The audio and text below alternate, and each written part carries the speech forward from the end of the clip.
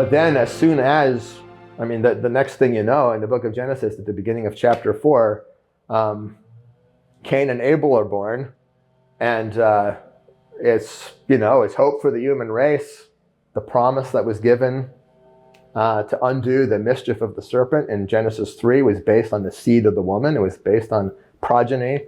Through one of your progeny, the serpent's head will be crushed. And so they have reason to hope that God is working salvation through the birth of their children.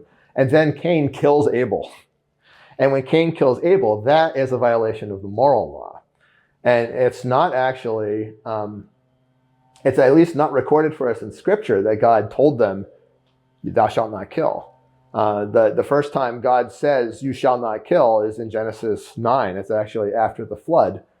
He might have told it to them, but it's not written down in Scripture. But it's still part of the moral law, because anybody with the rudiments of a conscience and rationality can figure out that you can't have anything good in life, you can't have any justice, you can't have any peace unless you have this law that you're not allowed to murder.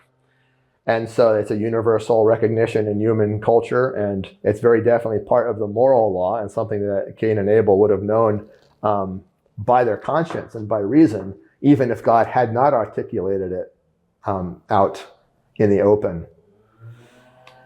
And then when God gives the further commands after the flood in Genesis 9, that is moral law. He says and it's also, I guess, sort of case law, criminal law, because he prescribes the death penalty. Whoever sheds man's blood, by man shall his blood be shed, for in the image of God did God create him.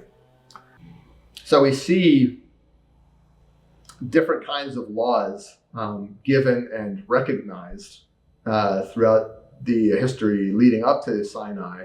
But it was at Sinai where the whole code was given with a great deal more specificity than had previously been the case, all in one place, so that it actually could be a functional law code for Israel, which was now a nation and needed that.